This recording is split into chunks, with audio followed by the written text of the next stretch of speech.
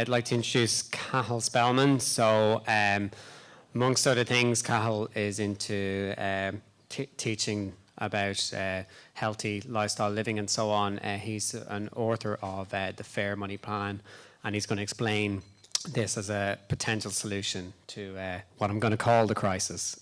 All right. Thanks, Cathal. Hello, everybody.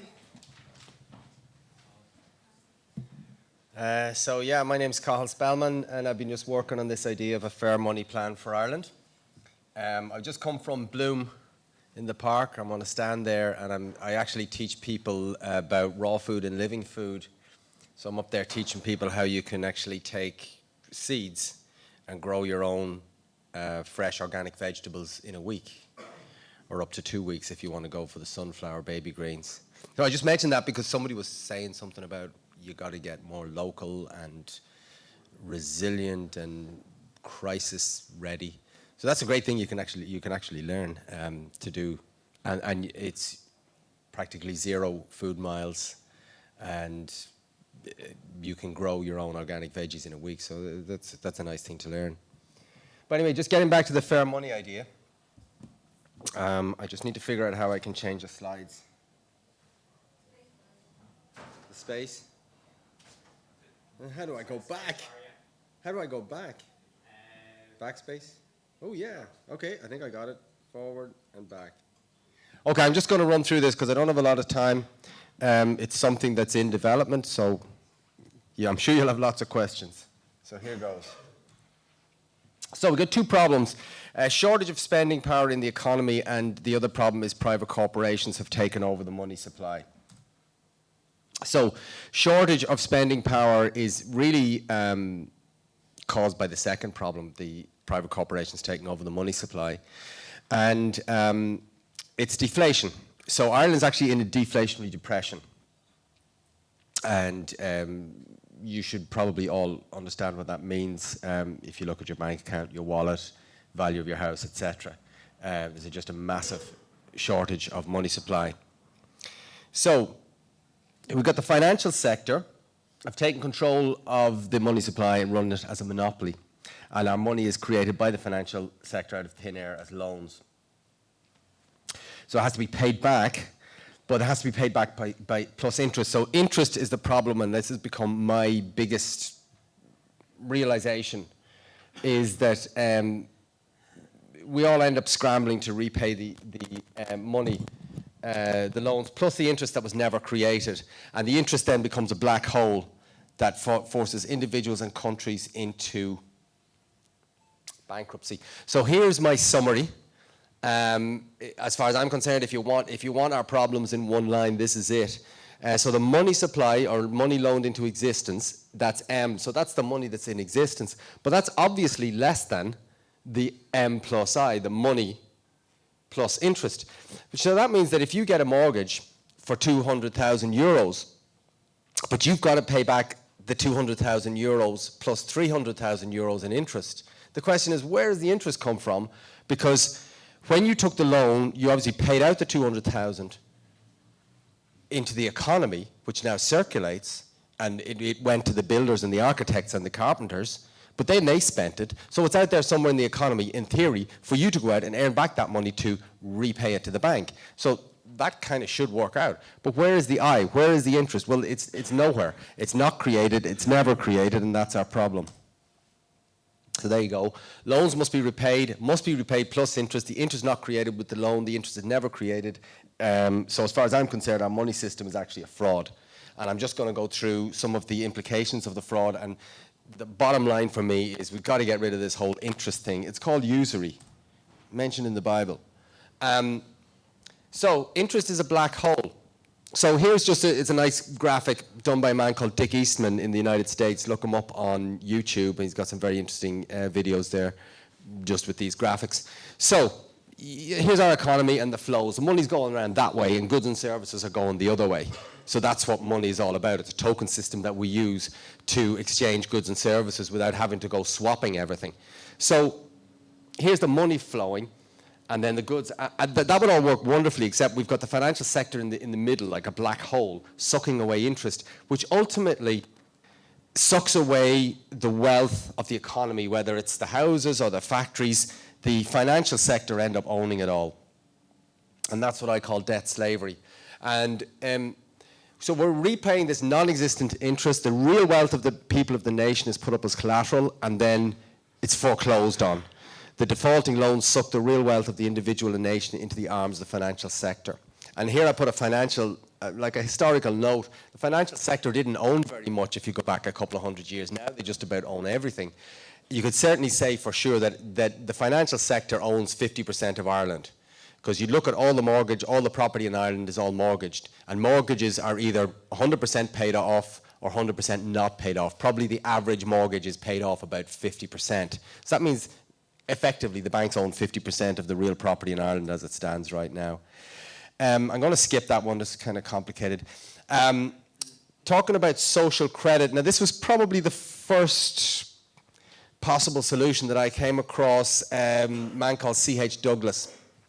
And I don't actually think that Douglas had everything right, because his idea was to make up for the gap in spending power in the economy, which he saw to be the great evil. But unfortunately, he didn't really deal with what's behind that gap and that shortfall in spending power, which is interest, which is what I've come to realize, that interest is the real problem.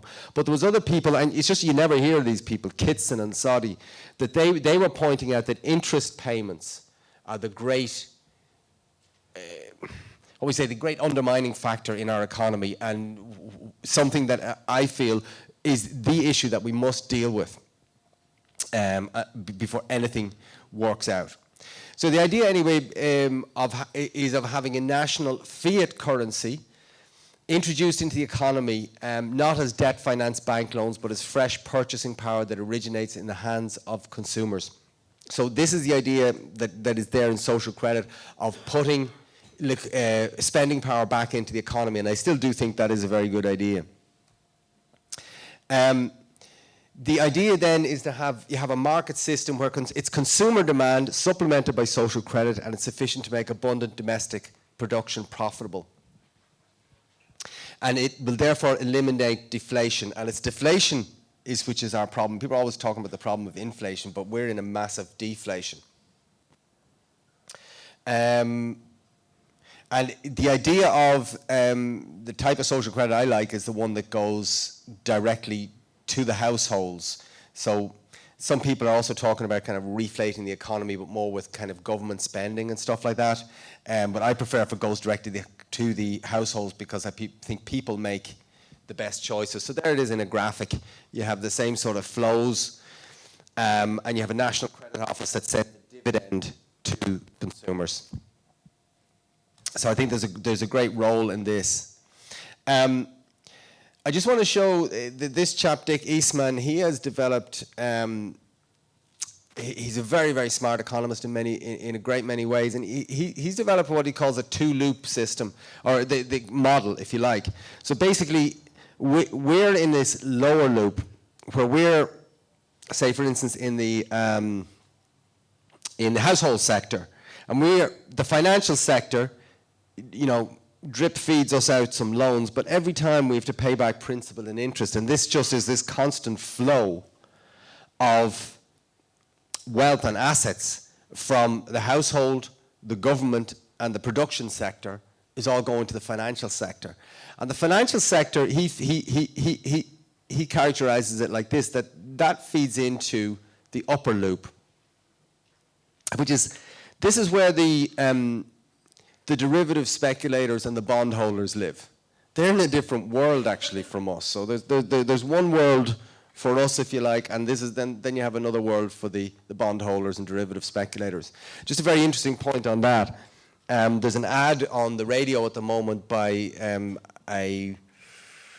estate agents, and they're saying that, Ireland is recovering, and we've got €6 billion from foreign investors ready to invest in Irish property. So this is actually the upper loop coming in, having forced us all into default, and now they're coming in to foreclose on us. So they're going to buy up Irish property with the €6 billion euros, which is we gave to them, not only in interest payments, but in bailing out the bondholders. We gave them that money, drove ourselves with our backs to the wall. Now all our properties are worth practically nothing. So now they come in a classic maneuver now, and they foreclose on us. And it's a soft foreclosure. It's like, oh, somebody's going to buy our properties. So the people around Ireland are thinking, it's great now, the place that I took out a mortgage for €1 million for, I can actually get 400,000 for it. And we feel happy. So there again, just another visualization of the upper loop and lower loop. I say, look up Dick Eastman, and you can get all these really nice graphics. I just think it's just a really nice way to see things. And basically, you have us living down here. The government and corporations are mediating, if you like, between us and constantly sucking the wealth out of us, and it all goes up to the upper loop, who then are basically our masters in it. What is actually it's a slavery system, as a matter of fact.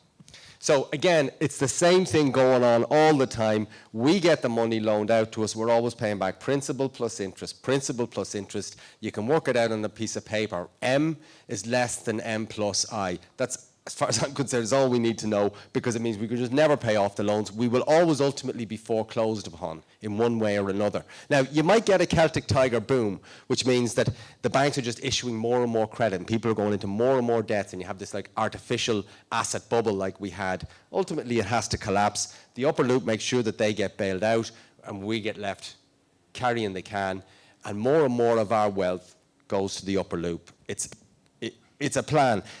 And the interesting thing is, it's incredibly simple. If you understand this thing, it's all about the interest, and M is less than M plus I. As far as I'm concerned, it shows how simple it is. But the upper loop fund all the economic chairs and universities in the world. And their whole idea is, think up something really complicated and boring and scare people off that way and keep them confused. And as far I actually did economics in university, and got sickened by it, and just came out totally kind of confused, and went and did other things in my life, but always had that interest in what was going on, which brought me back to this issue. I never heard a single thing about usury in economics school. I was trained up in Keynesian, all that stuff. So, it's an interesting thing that I came across on the way was that Ireland got wrecked by the euro, because it was, what actually happened was things were a little bit in check because of exchange rate risk. The Irish banks they had to look a little bit at what reserves they had. But as soon as Ireland got into the euro, they went to the Frankfurt money market and sold their bonds. That's what happened. And they went mad. That's when the 100% mortgages came out. And so people are saying like what a great thing the euro was, but it's actually the euro which that was the straw that broke the camel's back for Ireland. This one came out in the Irish Times. I love it. So it's on the Dickens, you know. These are the bondholders. Please, sir, can I have some more? And here's a poor little Irish fella dishing out some soup. Oh, this is a pity. There should be a graphic here. It didn't come out. But anyway, I'm just going to have to tell you. Anyway, it totals 663 billion. So the interest on the debt is 33 billion a year, and that's at 5% interest. National income 117 billion a year, impossible to pay off. The money to pay off the debt doesn't even exist. If the total debt is 663 billion, that's government debt, financial institution debt, household debt, and industrial sector debt, the whole lot. Anyway, you divide the in total 663 billion by 4 million people, and we each have a bill of 165,000 euros. So, just to get you depressed. But look, I just keep coming back. It's really simple. Household, government, and production sectors we borrow the money, and then we pay it back principal and interest. And everybody's talking about what a great thing it is when we finish this austerity process. We're going to be able to go back to the markets. It's like, what? That's the solution. It's not a solution. This is really interesting. This is the deflationary spiral that we're in. And it's initiated again by interest drain. You can start anywhere you want. Falling demand, business losses, falling prices, layoffs, debt defaults, bankruptcies, falling tax revenues, increased real debt burden, blah, blah, blah. Here we are.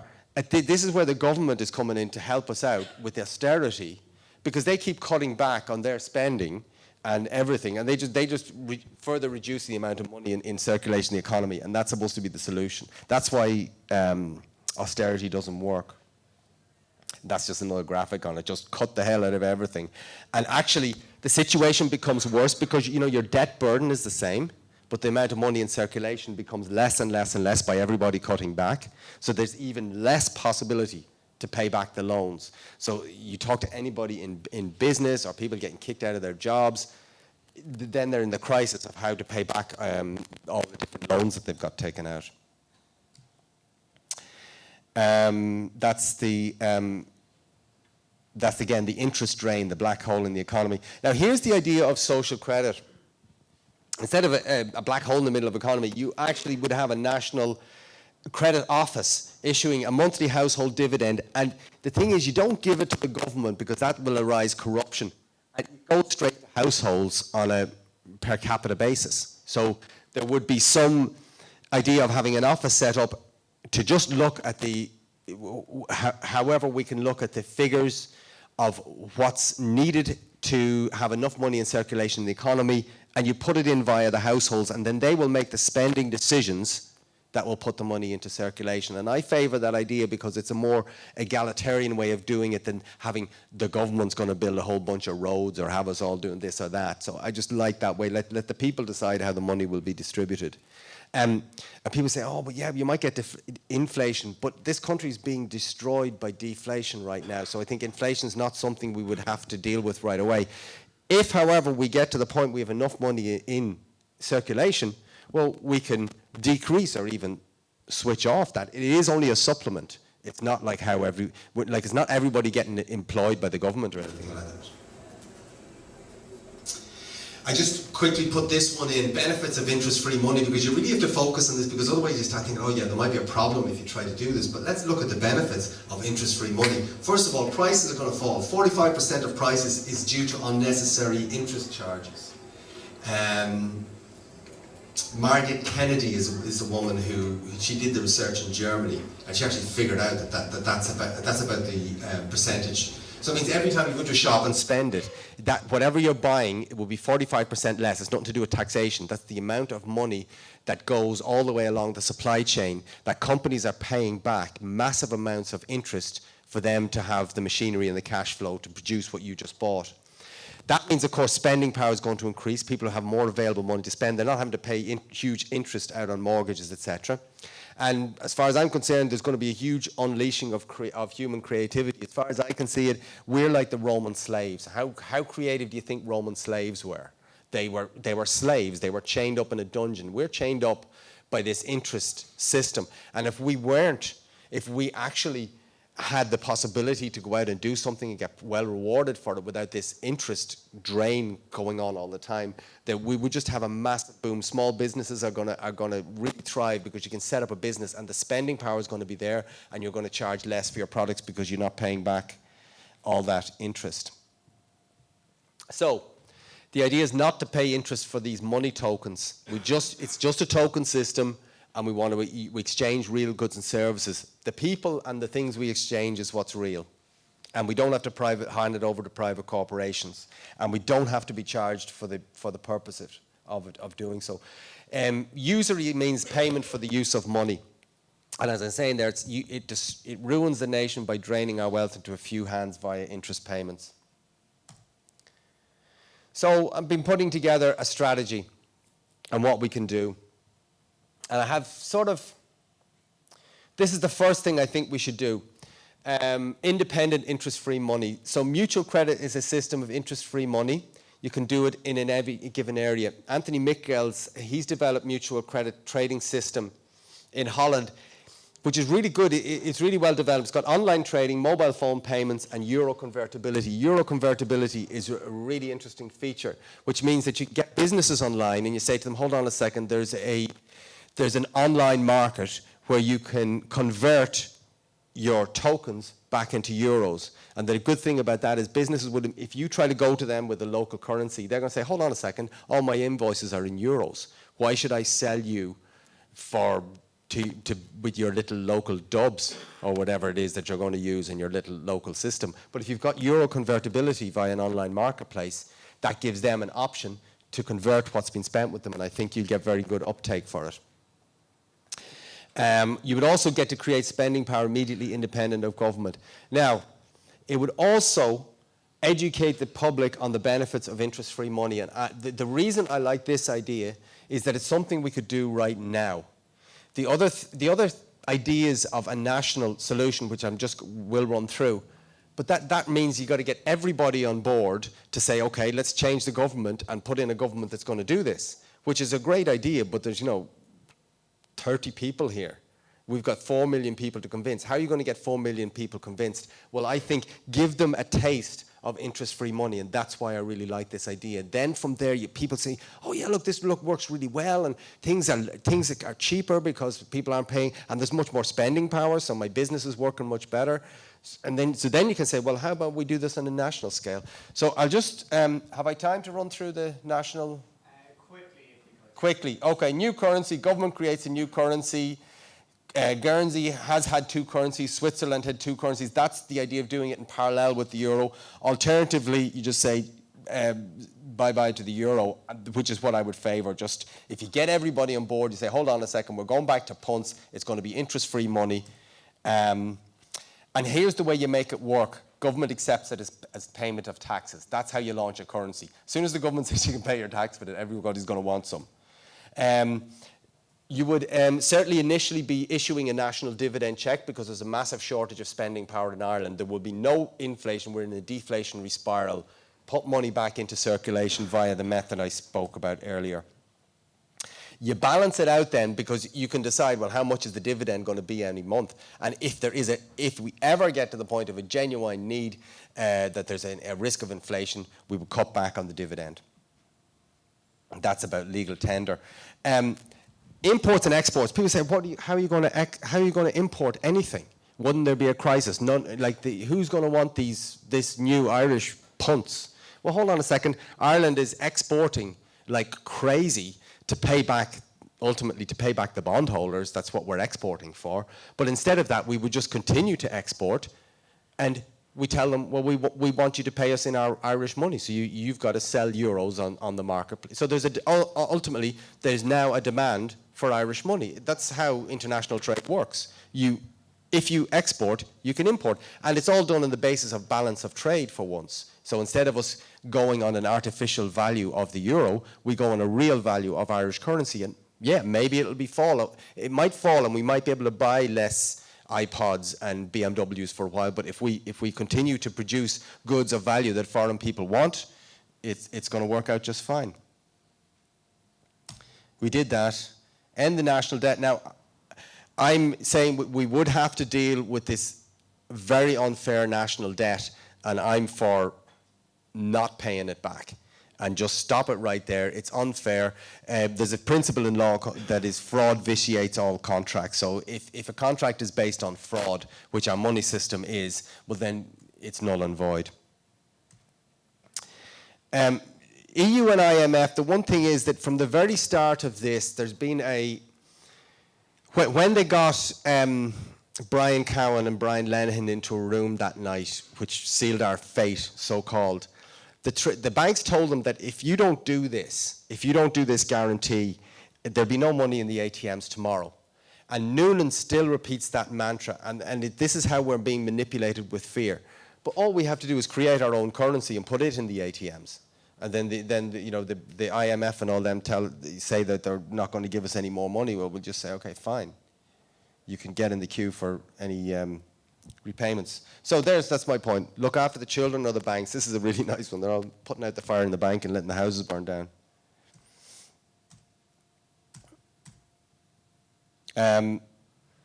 So that's it. I'm going to stop there because then we might have time for a couple of questions.